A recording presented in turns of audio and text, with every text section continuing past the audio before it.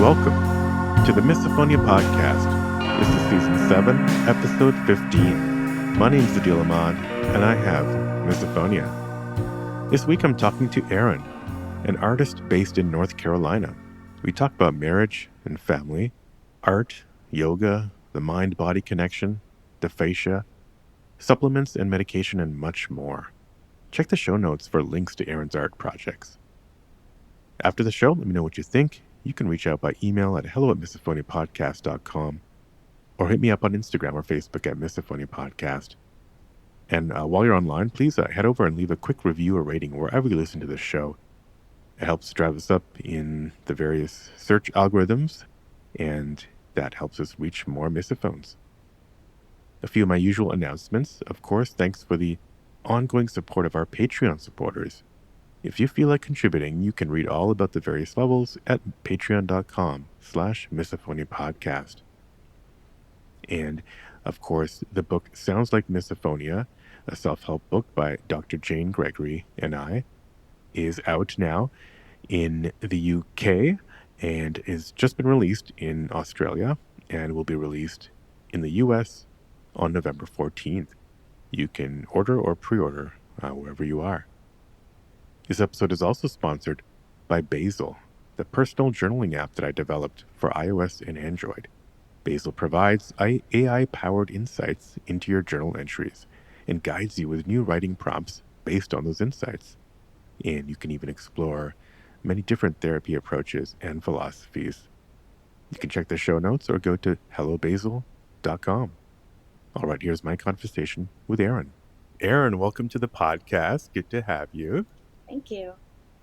Great. Do you want to tell us a little bit about where you are? Sure. So I'm in my home office. I'm in Charlotte, North Carolina. We've lived here for about 6.5 years. I moved from Los Angeles, where I lived for 18 years, which I moved there right after high school. And I grew up in the Northern Virginia area, right outside of Washington, D.C. So that was sort of like my first home identity. But I was born in North Carolina and left when I was 3. So now I'm kind of coming back, and I don't feel like a North Carolinian, but maybe in 18 years I will. Yeah, well, 18 years in LA will definitely change you a little bit. Very formative years too, from Yeah. 18 to 36. So I Yeah. feel more like a California girl than anything else. Gotcha. No, that's great. Okay. And yeah, want to tell us a little bit about what you do? The audience can't really see kind of the background and everything, Oh, but it's quite a I'm beautiful. an artist. I do a couple different kinds of art. I'm a textile designer. I've been working as a textile designer, primarily in the fashion industry out of Los Angeles, for most of my career. And then more recently, I've become a watercolor enthusiast. And then after my corporate fashion opportunities sort of tanked with the 2020 fiasco, my roots are here in Charlotte now, so I'm seeking opportunity that can be, long lasting and sustaining. So I work for myself, doing freelance in the textile industry, which is kind of non-existent sort of at this point in the fashion landscape. But I have my own business, from my history in graphic design and print design, and I sell watercolor prints, originals. I make cards, I make notebooks. The list is kind of growing. So I do pop-up markets. I have an Etsy shop. I'm active on Instagram, living that artist Yeah. We mom life. definitely It gives message me sometime. flexibility, especially to be at home when my kids need me. So it's good. Right. Yeah, and I'll definitely link to all that in the show notes. And when I post this, but yeah. So I mean, has that helped with misophonia? Sounds like you had a kind of a corporate job, and now you're kind of a Yes, controlled environment. yes and no. Yes, because it really limits, the places I'm in. And Yeah. thankfully, working from home currently as it stands, I have a lot of privacy during the day. So I would say that definitely helps, the number of interactions that I'm having. But then, if you really get into sort of my experience and how I encounter and live with misophonia, it really triggers me more at home. With Mm-hmm. my intimate, immediate people in my life. Um, as, yeah. As, so, social interactions with people who are standing in line behind me, they can bother me, they can trigger me, but they're not the kind of thing that I imagine before it happens that gives me anxiety and prevents me from going into that situation. It's yeah, so those aren't really the situations that have been the most challenging for me. It is Mm-hmm. the family interactions, the home interactions, um, that have been, far more challenging for me in my experience. Were they from the kind of the get-go, or did that kind of develop over time, like after, It developed the over family? time. Yeah. I've spent some time thinking back, especially in preparation for this interview. I have early memories of it, but they were not intense. I don't remember a single high school experience Mm-hmm. with a teacher or a student. It may have happened, but not to the point where I was having issues at that time. I even don't remember like boyfriend experiences, even through college. Um, but now I would say with my kids, my husband, my parents, my father-in-law, my brothers, my having dinner with my friends and their husbands, I think those encounters have become much more plentiful, and the number of triggers that I encounter, both on a audible level and visual levels, as we Mm-hmm. talked about, Yeah. they have just like skyrocketed in the last, I don't know, 10, 15 years, Yeah. especially the Okay. last 5 years, I would say. Gotcha. Gotcha. Did the pandemic have anything to do with that, or just kind of life? Yeah, yeah, Yeah. for sure. Partly because you just can't, there's nowhere to go. Yeah. Especially when we were all home in the house. It was, my husband, my two kids, and my father-in-law, who is from England, and we brought over, and he lived with us for about 6 years until Mm-hmm. last year, and now he lives nearby in his own house. But yeah, there was nowhere to go, and it was just so stressful. I mean, that's like an unprecedented time that Yeah. like you Let's can't hope even for some. compare Yeah. with just your day-to-day existence. Right. How was I mean, you named off a lot of people, family members, and friends. How was the various reactions from all of them? What was kind of the range of reactions in terms of acceptance versus um standoffishness? Well, it's interesting. I am not a very hidden person. Like, I don't don't know how to hide my feelings.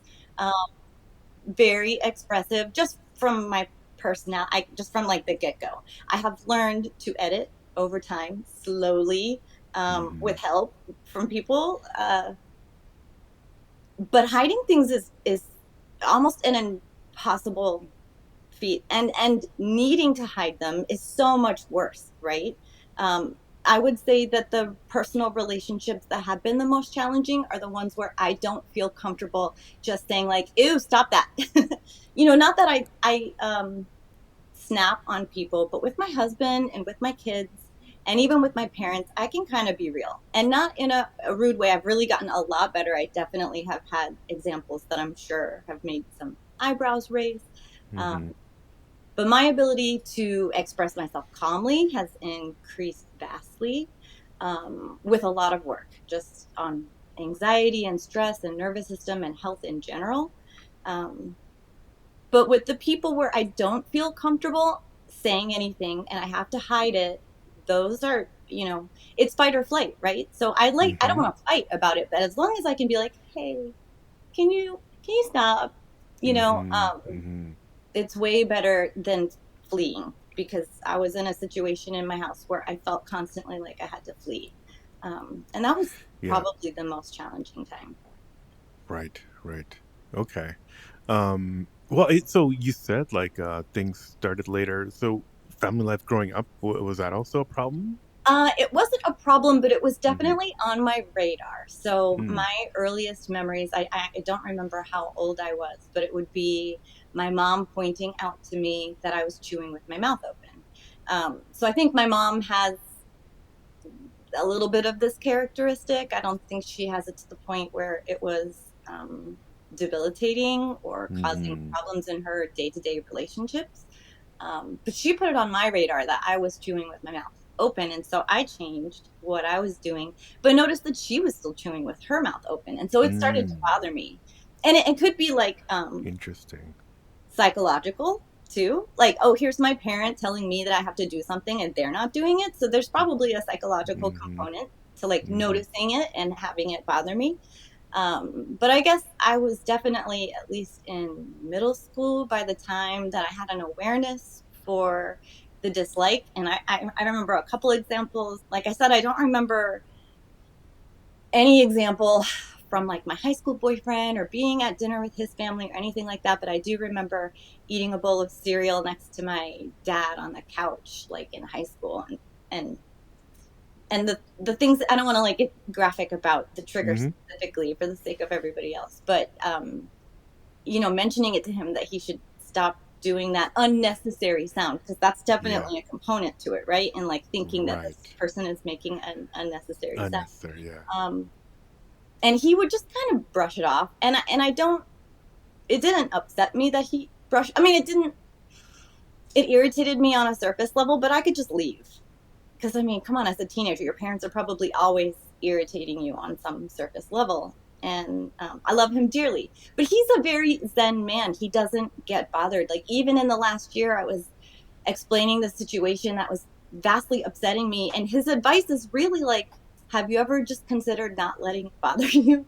And that's just the kind of guy that he is. Yeah. Yeah. Um, he's so non-confrontational, but non-confrontational because he just doesn't have a problem. And so like he would just kind of joke it off and I would just walk away. Um, and my brother is like that. My brother chews a lot of gum. He's a little bit older than me, lives down the street. We hang out all the time as families. And he just kind of like, he laughs at me. And they don't take it seriously, but it's not a person I'm living with that I have to like Mm-hmm. enter into a common space with on a daily basis. Like I'll go over to their house and we'll all be eating. And one of my biggest coping strategies at home with my own family is that it's like mandatory that we listen to music as we Mm-hmm. eat dinner, just background music. And so I'll play. I'll just be like, smart speaker, play some music when I'm over at his house, and they don't mind it. They don't do that. That's not their habit. But I'm just like, Yeah. who's gonna complain? But it's something that Right. is kind of necessary for me, especially if certain foods are more problematic, and you're like, oh, cool, barbecue. All right, I gotta Right. prepare for this. Are you then focusing on the music a little bit more, or are you Well, just kind of letting it for sit me, in the back? it's almost like a physical switch. When there's background noise, I don't hear it. Like I just don't it doesn't like that's why public settings don't bother me. I can go to the movie theater for the most part, have a good experience, except once in a while. Mm-hmm. But Mm-hmm. sitting on the couch with my kids right here and eating popcorn, I will go nuts like that. I can't get it's Yeah. too loud. It's too intimate. And that's a part of the problem at the house is that there's not enough background. It's almost like we're in a library. Um, Right. so in a mall, at a restaurant, as long as it's not too much stimulation with too many Right. people and too much noise, because that's a different kind of problem, Right. then yeah, adding the noise it just levels everything out. It kind of cancels out that ability to pinpoint all my attention on a particular sound. Yeah. Yeah. Well, yeah. A couple of interesting things there. Yeah, I was thinking about I had a discussion, a couple discussions with people about earplugs, and some people were saying earplugs almost make it worse because it's like a little bit quieter, so they're kind of trying to focus more on the sound. They're trying to like find that needle in a haystack. So I don't know. This for some people it kind of No, I maybe. think there's probably a point to that. I only thought to get earplugs like a year and a half ago, and it's been life changing for the home situation Mm-hmm. specifically because like Yeah. I'm just not playing. It's not like mall office music where it's on in the background all the Right. time. But when I was doing my research on like what kind of earplug to get, I saw the point that for people with this issue, having a fully silent earplug that doesn't play music can be more difficult because you really get used to having no sound. Um, Mm-hmm.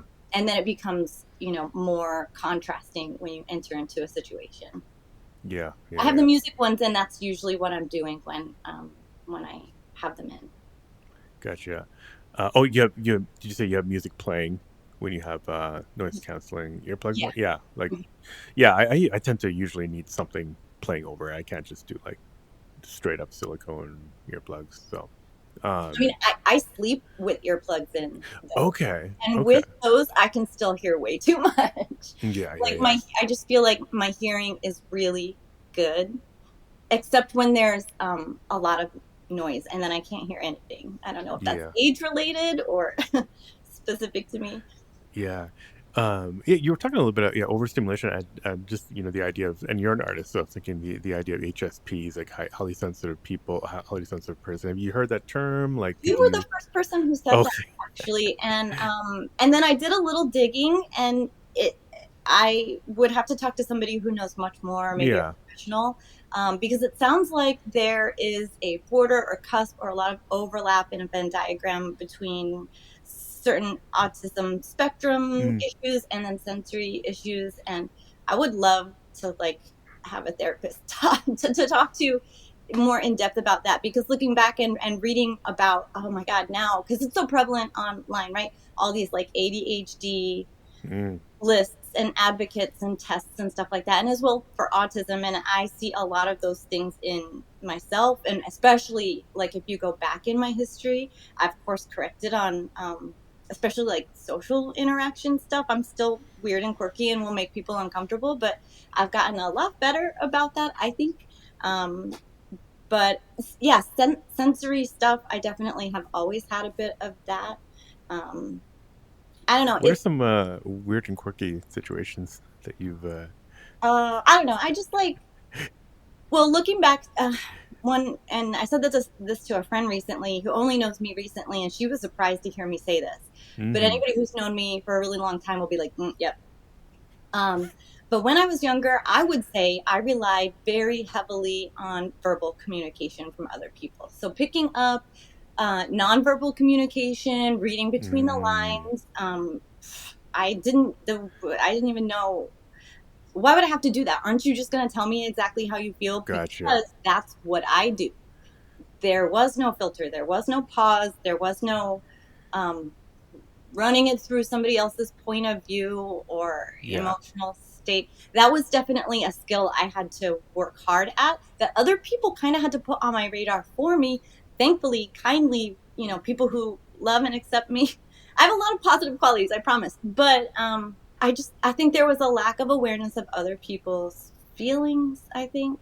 Mm-hmm, Because and I think I said these words during our last interview, but the everything was so loud inside of me, um, mm-hmm. an instant, so I would just say how I feel, and the feelings were loud, and the thoughts were loud, and the sensations were loud, and I would just share it all. And so when other people don't do that, it's like they don't, Mm-hmm. why would I presume to know what you're thinking if you're not going to tell me? Gotcha. Or it's the Interesting. opposite, and you're like really in your head, and you're thinking, oh my god, they hate me, oh, this, they think that, and so like you're encouraged to not do that either. So where's that fine line between intuition and, reading those nonverbal cues and imagining things and letting them run away in your head? Gotcha. Yeah, it's an interesting line. Um, you mentioned earlier, something you wish you had a therapist to like tell you if you which of the things pertain to you or not. Have you talked to any therapists about misophonia? Mentioned it at Haven't. all? I would love Yeah, to. I'm not yeah. against it. Not a lot of them know about it yet. So, I but feel like, I've been so high functioning that there's not a good reason, mm-hmm, for me to go mm-hmm. see it. I think I should, and everybody says that you should, and I know a lot of people who have nothing bad to say about it. You might have to find the right person. Obviously, not every Right. person is going to be able to relate to you, but um, it feels a bit like a luxury at this point in my life, and I would love to change that, but financially and time wise, it's easy to just like keep pushing it aside. Yeah. And thankfully, like I said, I am a very expressive person. I am really friendly. I have a lot of friends. I have a lot of really emotionally intelligent friends, friends who have been through a lot of therapy, friends who are just very mature and intuitive. And I think I receive a lot of support on a regular basis over years and years and years of my life. So I feel like I Hmm. get a little bit of free therapy Yeah. Yeah. Yeah. Yeah. from a lot of people in my life. Yeah. Have you met anyone else who has misophonia? Oh my God, millions. Yeah. Yeah. So I think that's been, just like thinking of your little checklist of like what we're going to talk about, support and non-support.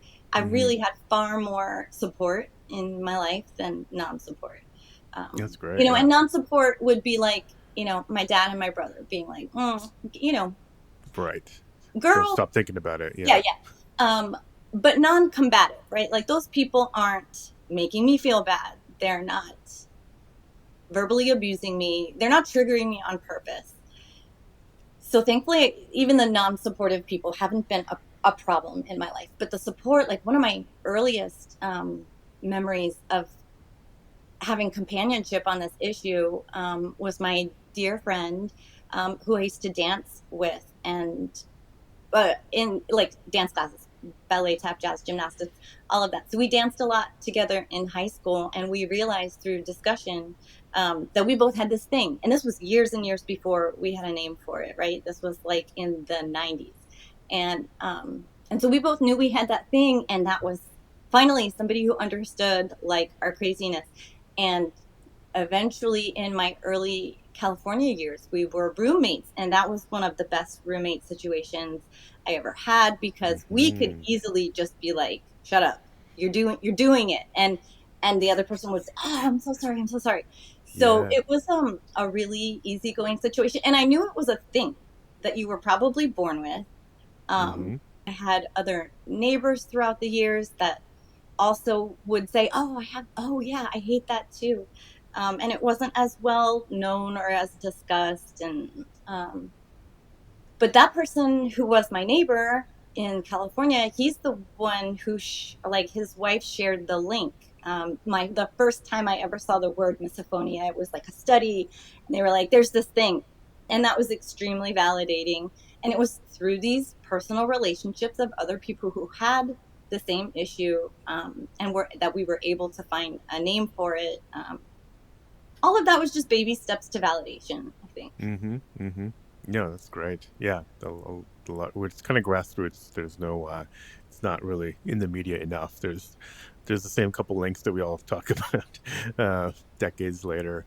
Um, no, yeah, that's great. And do you find, you're an artist. Do you find art is part of your therapy for sometimes maybe for misophonia in particular, or just in It's general? funny.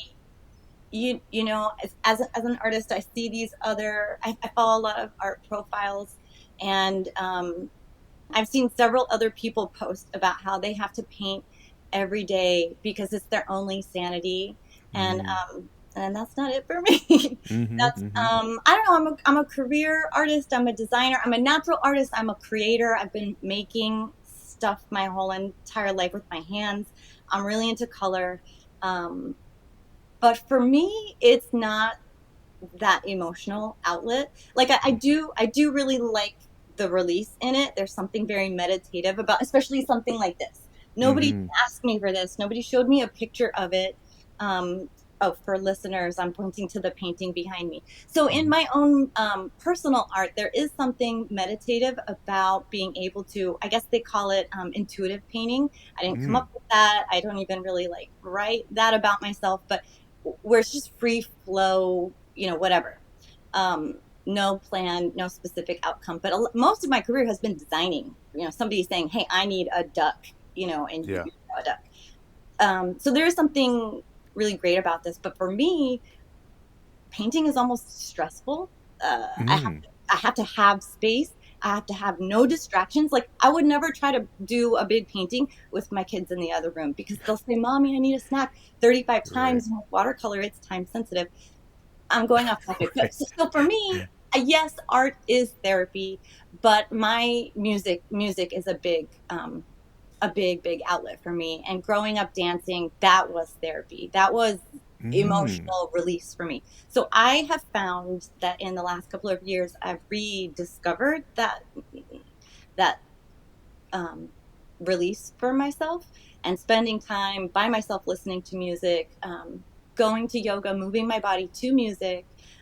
Those have been a lost form of therapy, and a mind body connection. Like that's a whole tangent and pivot that like we could segue into that next, I would because love to. Yeah, yeah, yoga yeah. has Mm-hmm. been I could just spend the next like remainder of this episode talking about how yoga has Mm-hmm. become a huge tool in my tool belt, and for like 10 different reasons. Mm-hmm. Not just So misophonia, but other aspects of your psyche yeah, or. the whole nervous system, like if you think Mm-hmm. about it as being a nervous system dysregulation disorder, Yep. I've heard it called that. Um, and like in the first Misophonia Association panel discussion that I watched, the woman I think described it as like a physical reflex that in your body, and I'd never heard it described that before. To me it's just like screaming in your head, Yeah. you're not aware of what's going on in your body. Right. And I got so excited, and I told that to my husband, and he was like, yeah, I can, of course it's a physical reflex, I can see every time that you do it. So like even if you're trying to hide it, you're probably not. And if you are physically hiding it, that energy, and this is going to sound woo to probably a lot of people, but that energy, they say it's not created or destroyed, right? So it's going to transmute into something. Mm-hmm. And yoga definitely one of the ways that it helps me is that you're releasing that pent up energy, that tension, that physical tension. You think it's emotional and mental, but there's a physical component to it. Mm-hmm. And yoga has, yeah, part of misophonia is like it's a mind body disconnect, right? Mm-hmm. Your body's hearing something, your mind's upset, it transforms into tension in the body. Right. You carry it with you all day long. It's hard to release. And so, yoga gives you a physical way to release that, but it's also a conversation that you have. Like a lot of people will think of yoga as an exercise, and it is. There's like 10 different physical benefits that you're going to get from it, from like real nervous system issues to improving your fascia.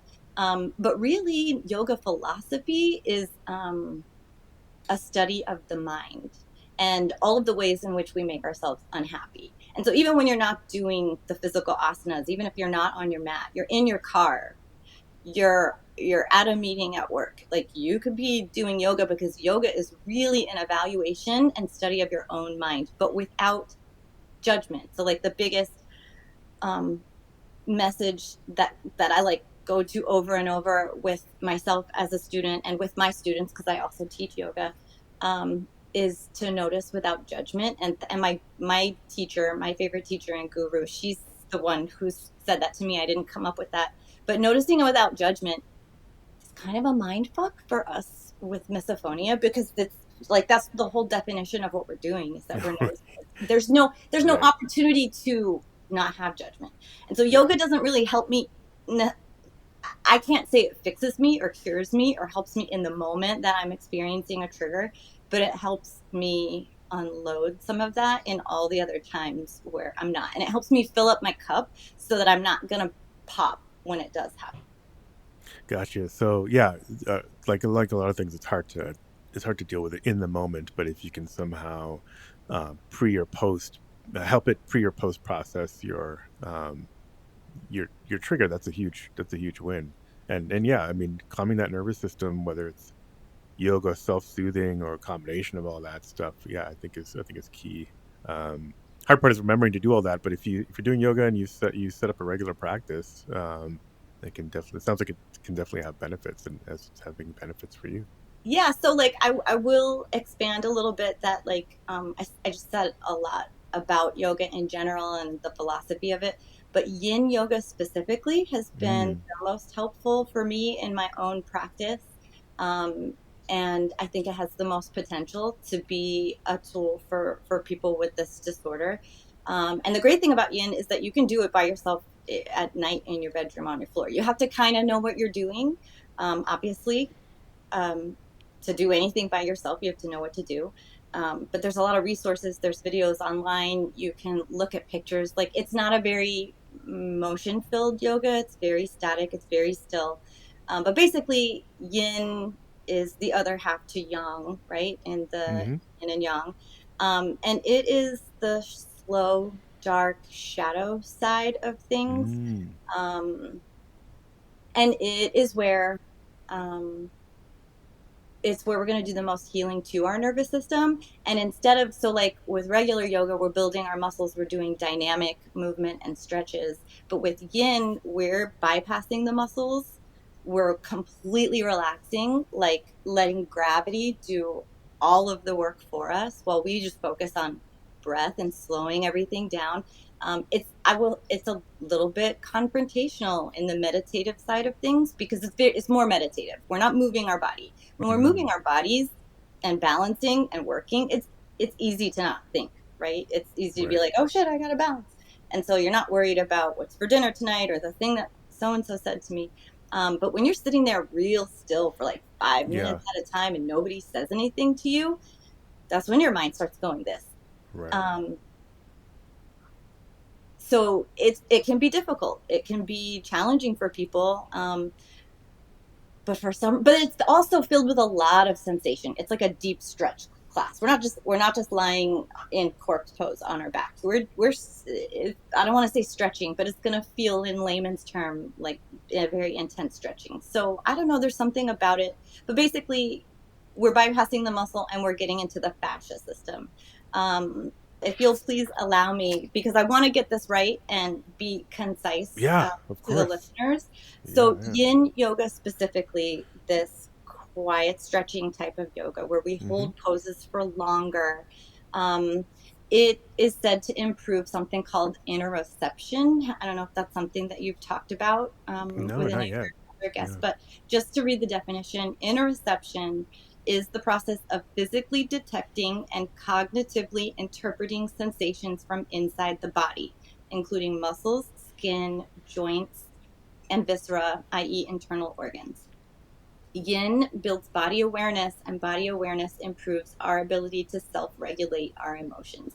So basically, and the thought is that by improving our fascia, by like bringing new blood and oxygen to our fascia through these long, relaxing holds, the fascia is where this bi-directional communication of interoception happens. It's like when you get a gut feeling, right? Yeah. It's that and it's bi-directional. It's not like we think our brain is in charge and our body is just the car that it's driving.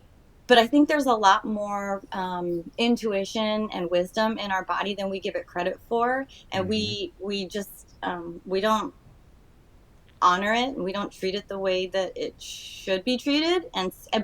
But our minds can become so unhappy. Why should we think that it should be in charge of everything? Why should we think Mm-hmm. that it knows best? So by doing these longer holds and breathing a certain way and meditating and improving our fascia, um, we're helping the communication between our body and our mind.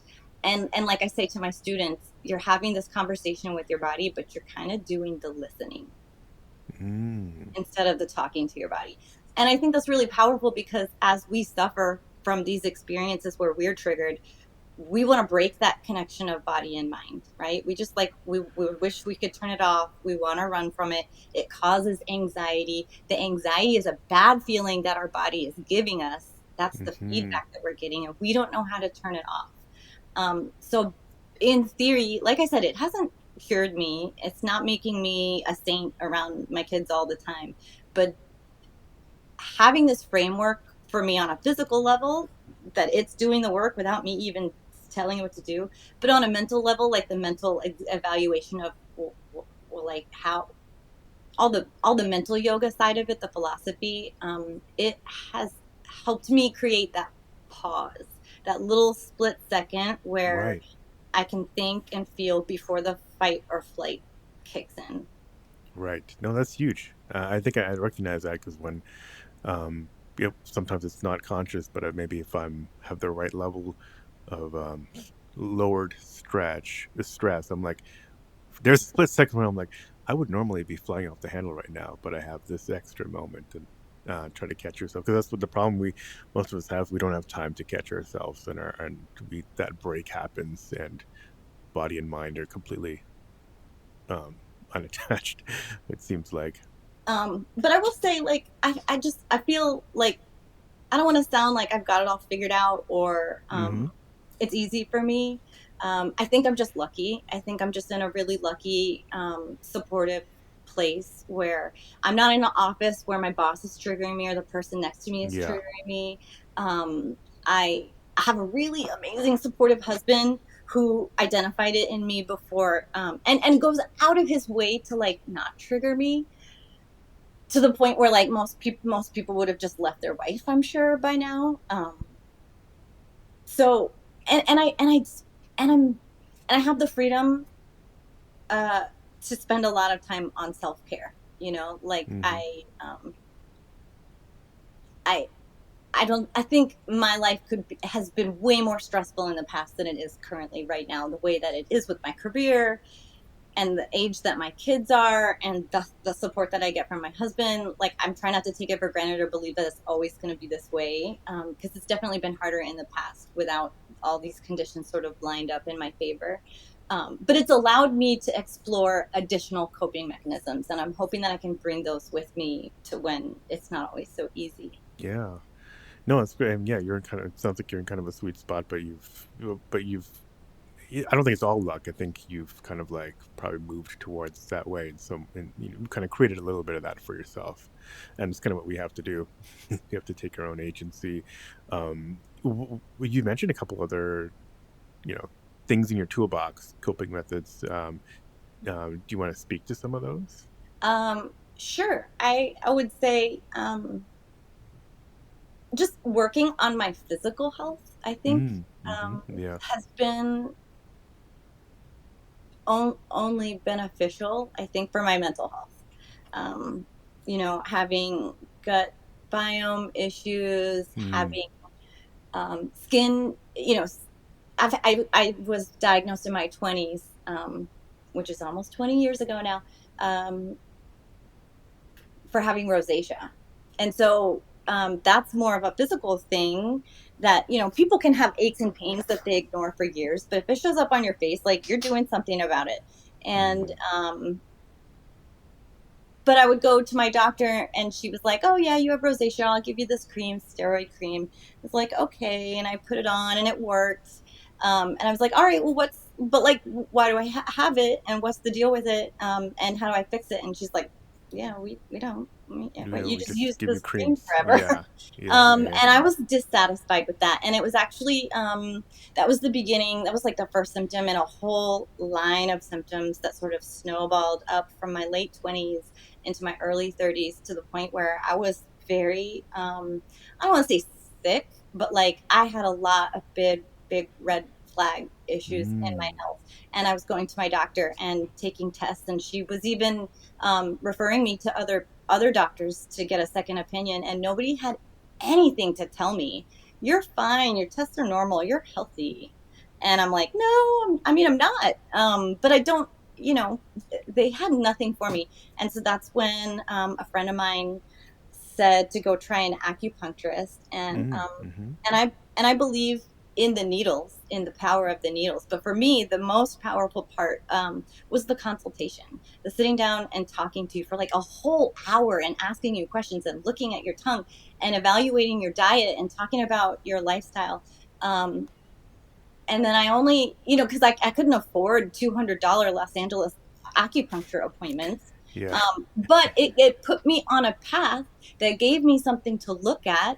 They gave me their, um, Chinese medicine diagnosis, and I got Google, so I can like look up, what should I stop eating, what should I start eating, Mm-hmm. what are the symptoms of this. And so I guess that put me on a path to alternative medicine and just Mm-hmm. understanding that, like, covering things up with covering up the symptoms is not a solution to the problem, and it's whack-a-mole, right? Like, you plug up one hole and it's gonna pop up somewhere else. um and so that's been a really long journey, and then having kids has been really depleting for me, and digestive problems and Mm. skin problems. And I think a lot of it was gut related for a really long time, kidney stones.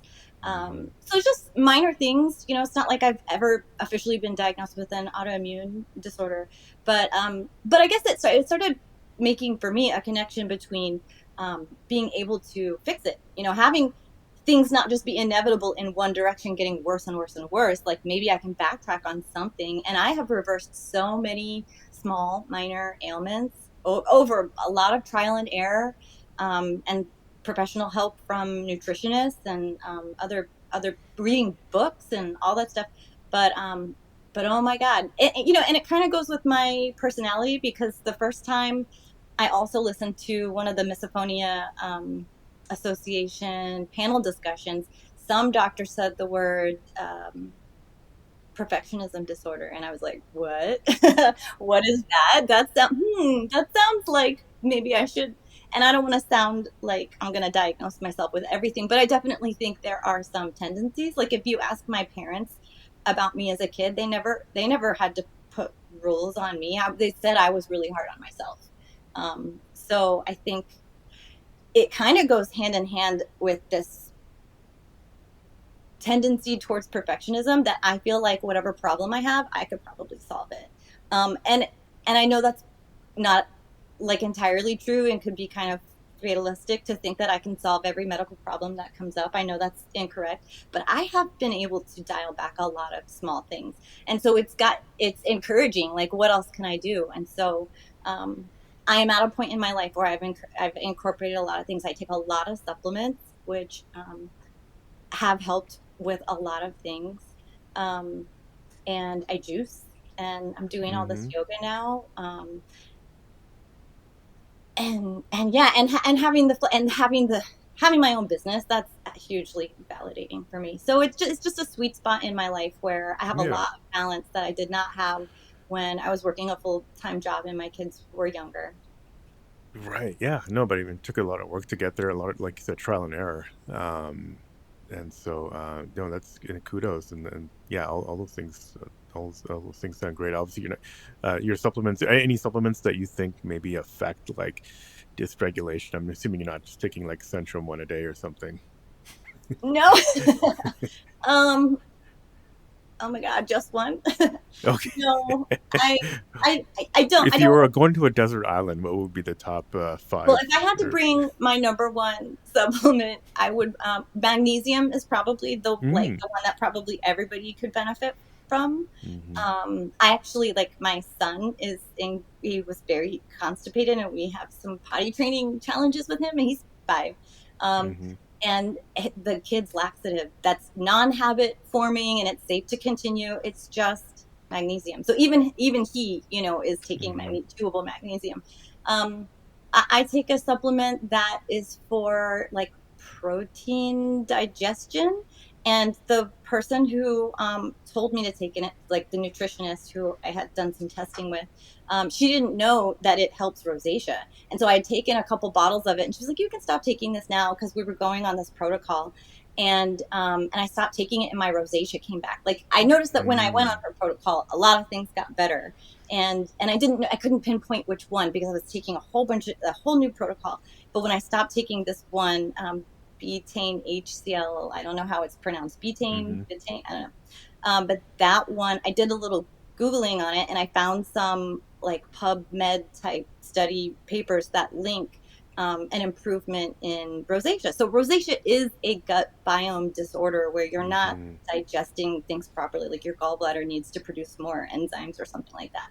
And so, like, for me, that is one, again, for vanity reasons. Like, I mm-hmm. don't want to go with that that one. Right. Um, I don't know. Just again, it's hard for people to go off the beaten path. Like, you go to your primary care physician and everything's covered by insurance.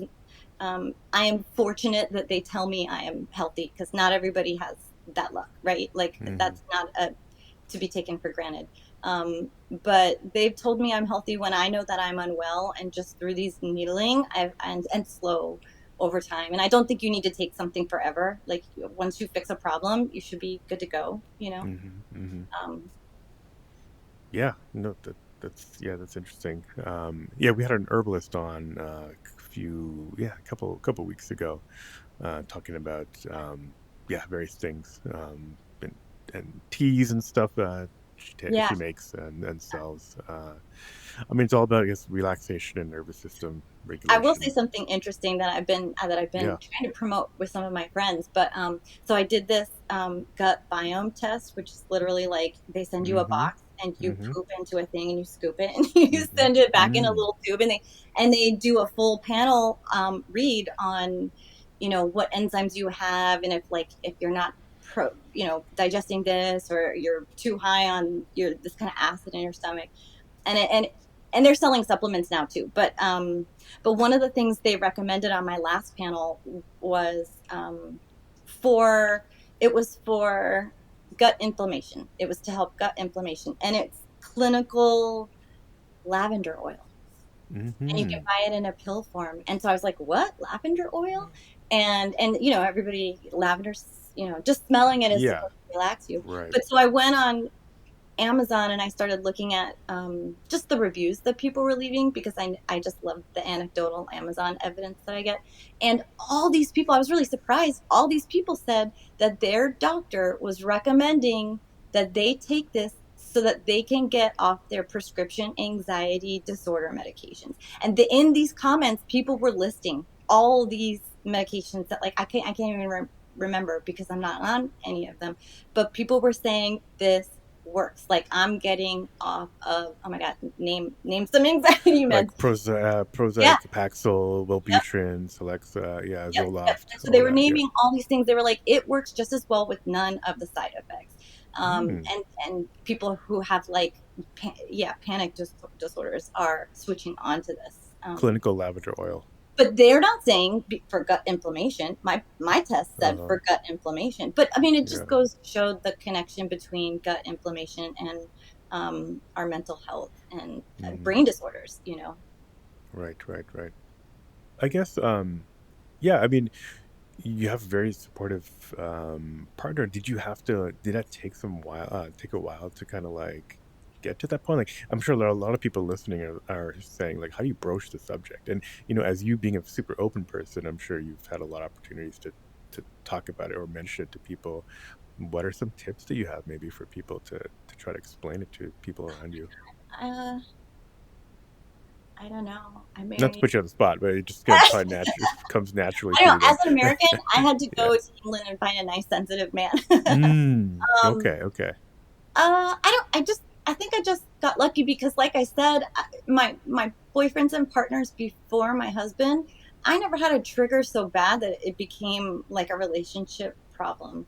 Um, and I love my husband so dearly, but I learned very early in the marriage, like, nobody swallows more loudly than my husband. Like, it's the even he can hear it, and so like he'll go into the next room.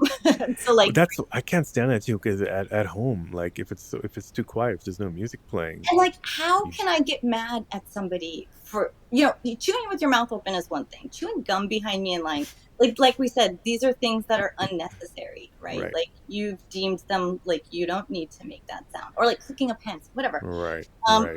like, that's pretty necessary, and he cannot change that. And there is no cosmetic surgery that I'm gonna recommend for him And it's funny because my 10-year-old daughter does it too. Like, this is a new development in the last year. She takes after him somehow, Mm-hmm. with that body part. And in a quiet house, I can hear her drinking water from the next room over.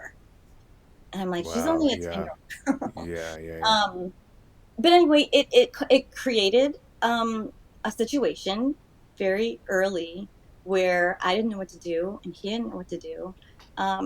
But I guess he's not a confrontational person. Um, I don't know. He just loves me so much.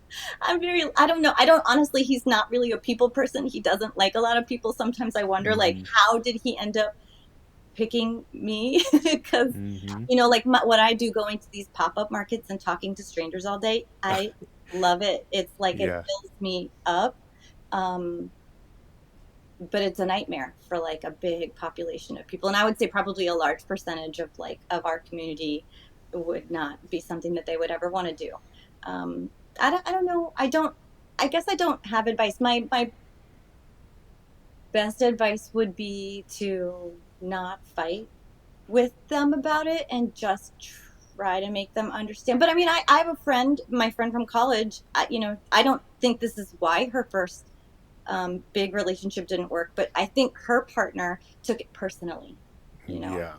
And Yeah. so I can't explain why he doesn't take it personally or he decided not to take it personally. I can't claim to have any responsibility over that.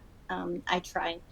I snap less, I think, early in the marriage, and probably because that coincided with that low point in my own physical health.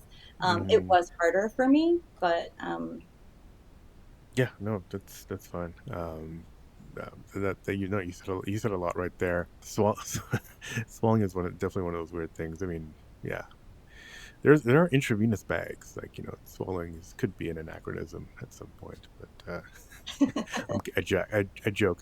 Um, Great, and yeah, maybe so your kids being, getting, I guess, around 10 and 5. Have you thought about? Do they know about misophonia? Have you thought yeah, about broaching the subject? it's funny. Oh, they know all about it, and I guess that's part of why it works for me because I'm allowed to be myself. And again, but even like with my kids in general, my ability to give them warnings and stay calm and keep my nervous system not overstimulating has gotten better. But I still have a breaking line, right? Hmm. Like my kids have heard, my daughter has heard "chew with your mouth closed" probably 5 times more than she's heard "I love you." And I love her, Hmm. but like even now, she needs constant reminders. She's like completely incapable of chewing with her mouth closed. My kids know about it. My friend who I lived with in college, she has a kid, and we were talking about this recently because, like I said, having friends that I can talk to about it is a big part of my release valve and coping strategy.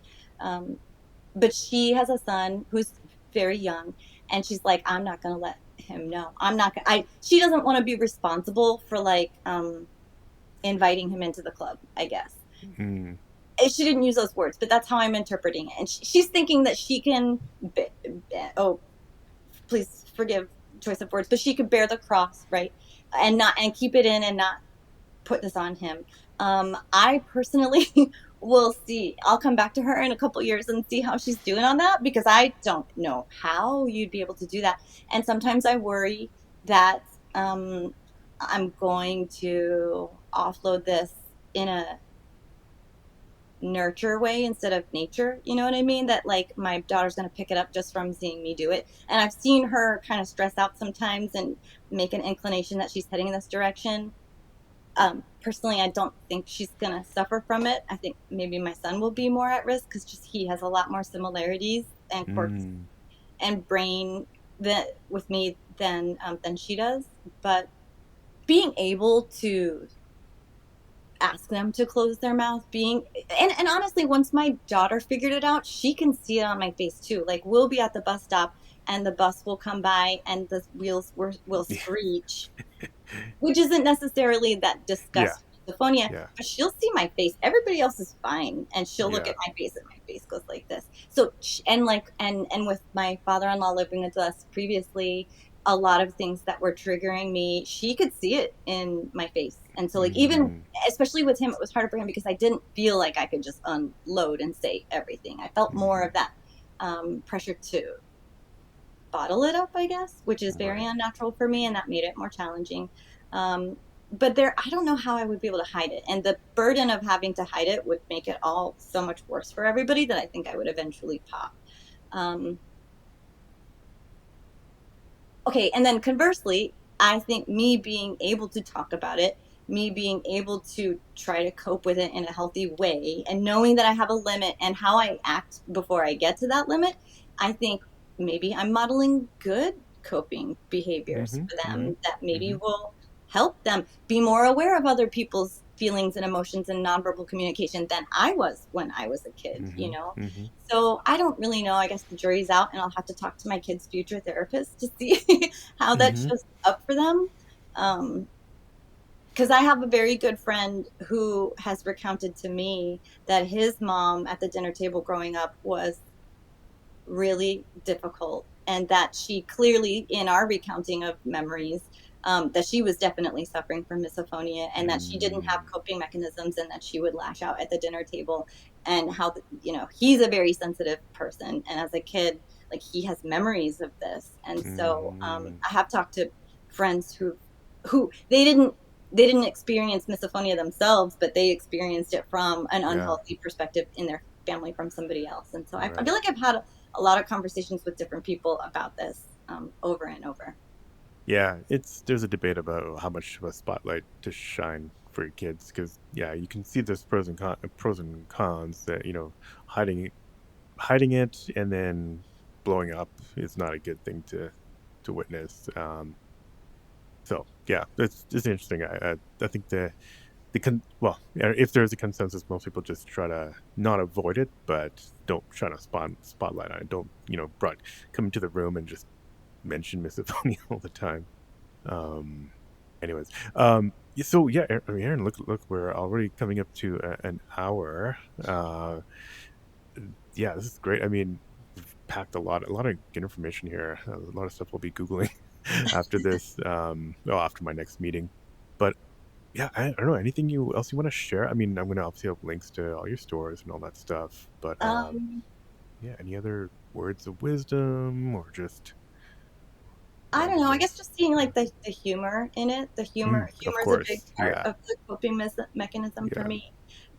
Like, even when I'm being triggered at the moment, I can kind of go inside my head and scream like a joke, like a Yeah. Seinfeldian line, um, and that I'm going to tell one of my friends. Like, I'm already planning on which friend I'm going to tell about this situation, and that gives me a moment to, like, extract from Hmm. that physical, visceral moment. I guess a little Yeah. Yeah. little Yeah. escape hatch. Right. And then I tell the story, and they laugh at me, and then they apologize for laughing at me. But I'm like, no, that's what I need. I need this to be my Want that stand up energy. hours, that Yeah. and laugh at myself, right? Because of Yeah. how you feel bad, right? Like, that shame of how you feel is part of the experience. Yeah. And humor, I guess, gives me a way out of it. Yeah. Even if I'm just planning Absolutely. on who I'm going to tell and when I'm going to tell them. And then, um, and then they send me the memes about murdering somebody, right? Because we've all seen the Right. misophonia type Right. memes. Right. So, but even, like, 5 minutes before I did this interview, I saw my dad, and I was like, "Oh, I'm gonna do a misophonia interview," and he's like, "What's that?" And I'm just like, You still That's funny. Um, cool. Well, yeah, Aaron, again, yeah, thanks for coming on. I'm glad we could, yeah, finally finish the conversation. This is going to be super helpful to a lot of people, I hope and so. yeah, Try yin yoga. That's what I'm going to tell people. Yoga is a vast thing. You could get lost. It's overwhelming, but go Google yin, find, there's a million YouTube videos. YouTube Go videos. find Yeah, it at I a will do at a that. studio. I don't know. It might not work for everybody, but I recommend it. Thank you again, Aaron. I'm going to go and look a bunch of this fascinating stuff up. If you like this episode, don't forget to leave a quick review or just hit the 5 stars wherever you listen to this podcast. You can hit me up by email at hello@misophoniapodcast.com or go to the website, misophoniapodcast.com. It's even easier just to send a message on Instagram at Misophonia Podcast. You can follow there or Facebook, and on Twitter or X, it's Misophonia Show. Support the show by visiting the Patreon at patreon.com/Misophonia Podcast. The music, as always, is by Moby. And until next week, wishing you peace and quiet.